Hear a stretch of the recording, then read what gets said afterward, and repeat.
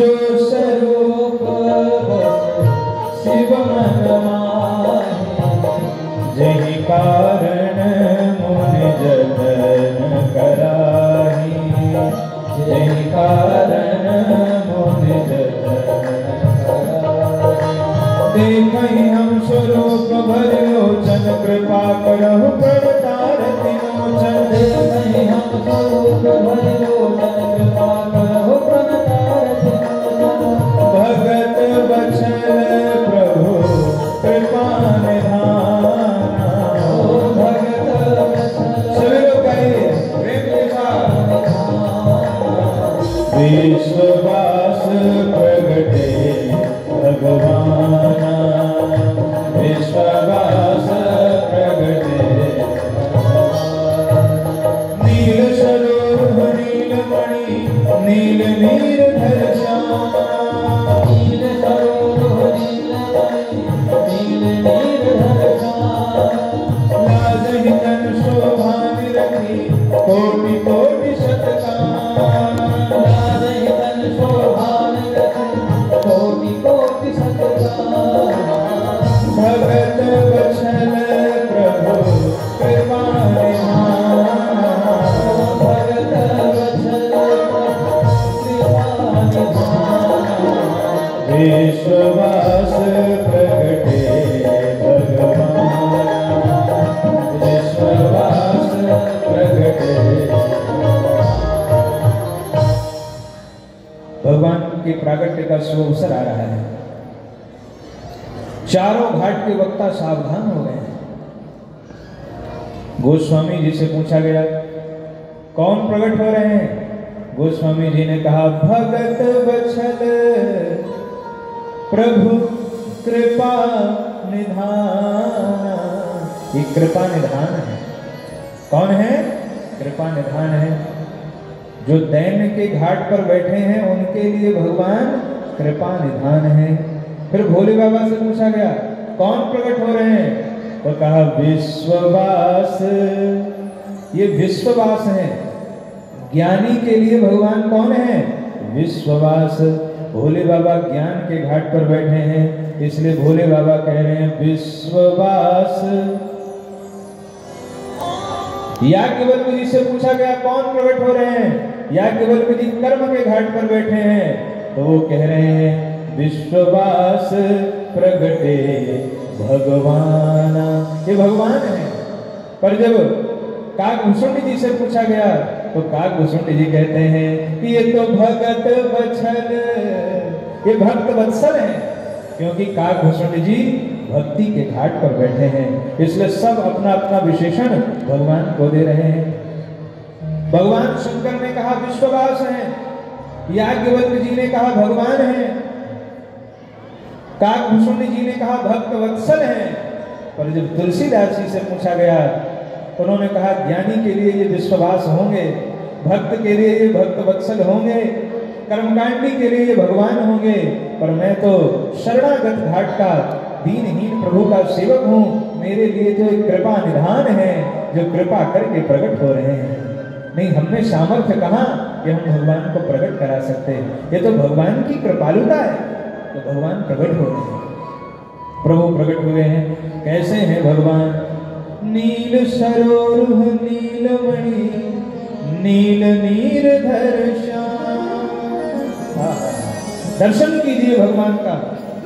नील सरोरुह, नीले कमल के समान कोमल है। किसके लिए? भक्तों के लिए भगवान नील कमल के समान कोमल है। तो नील सरोरुह नीलमणि। अब कोई ये ना समझ ले कि भगवान केवल कोमल है। भगवान दुष्टों के लिए नीलमणि के समान कठोर भी है।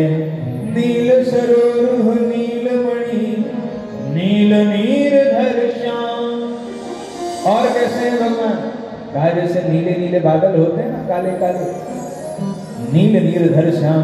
जैसे वो बरसात करते हैं, ऐसे हमारे प्रभु भी कृपा की बरसात करने के कारण नील नीरधर श्याम है। नील सरोरुह नीलमणि, नील नीरधर श्याम। लाजहि तन शोभा निरखी कोटि कोटि शतकाम श्यावर रामचंद्र की जय। अयोध्या में रामलला सरकार का दर्शन सबने किया है और मैं ये जो दोहा पढ़ रहा हूं आप लोग उसी मूर्ति का ध्यान कीजिए।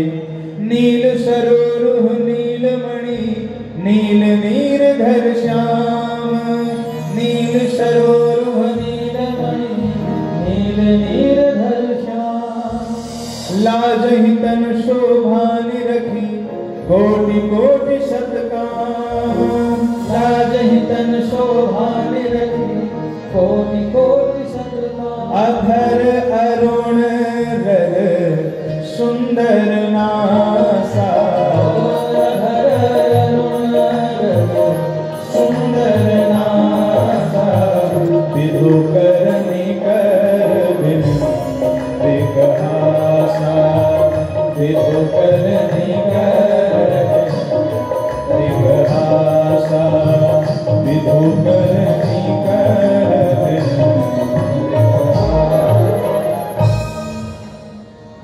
बोले भक्तवत्सल भगवान की। भगवान को मनु और शत्रुपा जी ने प्रणाम किया। भगवान ने कहा वरदान मांगो, जो मांगना हो मांगो। मनु महाराज ने कहा प्रभु आपकी ओर से कमी नहीं है, मेरी ओर से कमी है।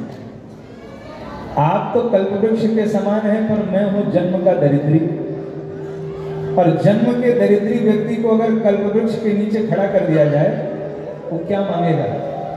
आप लोग विचार करके बताइए कि जो जन्म का दरिद्री हो वो क्या मांगेगा? वो यही कहेगा 100 रुपया दे दो, 500 रुपया दे दो, 1000 रुपया दे दो। तो प्रभु आप तो कल्पवृक्ष के समान हैं, आप कुछ भी दे सकते हैं, लेकिन मैं जन्म का दरिद्री हूं, मैं भला कैसे मांगू आपसे? मुझे संकोच हो रहा है। तो भगवान मनु महाराज से कहते हैं कि सकुच विहाय मांग नृप मोहि। हे राजन, संकोच त्याग करके मुझसे मांगो। और दूसरा भाव क्या है? सकुच विहाय मांग नृप मोहि। मुझे मांगने की इच्छा हो तो मुझे ही मांग लो, संकोच मत करना। फिर भी मनु महाराज को संकोच हो गया और मनु महाराज ने कहा कि मैं आपके जैसा बेटा चाहता हूं। भगवान ने कहा क्या बात कर रहे हो? अपने जैसा तो मैं ही हूं, अब मैं अपने जैसा कहां से खोजने जाऊं? इसलिए जाओ, मैं आपको आशीर्वाद देता हूं कि मैं स्वयं आकर के आपका पुत्र बनूंगा, मैं स्वयं आपका बेटा बनूंगा। यह आशीर्वाद दिया। शत्रुपा जी को भी भगवान ने आशीर्वाद दिया और फिर भगवान अंतर ध्यान हो गए। यही मनु और शत्रुपा ही बाद में दशरथ कौशल्या के रूप में प्रकट हुए। अब जब इस अवतार में प्रभु राम का प्रागट्य हुआ तो रावण कौन बनेगा? तो फिर प्रताप भानु की कथा सुनाई कि प्रताप भानु नाम का एक राजा था जिसे ब्राह्मणों का श्राप मिला और वह सपरिवार राक्षस हो गया। वही प्रताप भानु राजा ही रावण बना। उसका एक भाई था हरिमर्दन जो कुंभकर्ण बना। उसका एक मंत्री था जिसका नाम था धर्मरुचि, वह विभीषण बना। तीनों भाइयों ने कठोर तप किया और उनके कठोर तप से ब्रह्मा जी प्रसन्न हुए। ब्रह्मा जी भगवान शिव को लेके गए तीनों भाइयों को वरदान देने के लिए। तो ब्रह्मा जी ने जब कुंभकर्ण को देखा तो ब्रह्मा जी कहते हैं मैं तो डर गया कि अगर ये कोई वरदान मांगेगा तो मैं जितना करूंगा सृजन ये सबका संहार कर देगा। तो ब्रह्मा जी ने फिर सरस्वती जी को प्रेरणा दी। सरस्वती जी उसकी जिह्वा में जाके बैठ गई। तो कुंभकर्ण ने 6 महीने की नींद मांग ली। रावण से कहा वरदान मांगो। रावण ने कहा मैं अमर कर दीजिए। भगवान ने कहा अमर तो नहीं कर सकता, और कोई वरदान मांगो। तो उसने कहा बंदर और मनुष्य के अलावा मुझे कोई न मार पाए। ब्रह्मा जी ने कहा ये मस्तु, ऐसा ही हो। फिर विभीषण के पास गए तो विभीषण ने भगवान के चरणों का अनुराग मांगा। तीनों भाइयों का विवाह हुआ। रावण ने लंका पर अधिकार किया और लंका पर अधिकार करने के बाद रावण ने सबको बुलाया, अपने सब परिवार वालों को, और कहा जाओ जाके ब्राह्मण भोजन बंद करवा दो, यज्ञ बंद करवा दो, हवन बंद करवा दो, श्राद्ध बंद करवा दो। ये 4 चीजों पर उसने प्रतिबंध लगा दिया। द्विज भोजन मख होम सराधा, सबके जाय करो तुम बाधा। इससे क्या होगा? क्या इससे देवता बलहीन हो जाएंगे और फिर हम देवताओं को जीत लेंगे। तो सब गए राक्षस और उन्होंने ब्राह्मण भोजन बंद करवा दिया, यज्ञ बंद करवा दिया, हवन बंद करवा दिया, श्राद्ध बंद करवा दिया। अब समझो, ऐसे काम में जो बाधा बने उसको रावण का ही परिकर मानना चाहिए। जो शुभ काम में बाधा उत्पन्न करे तो ये मानना चाहिए कि रावण ने भेजा हो, क्योंकि राम जी का सेवक तो कभी ऐसा कर ही नहीं सकता है। पृथ्वी व्याकुल हो गई, व्याकुल होके धरती मां गाय का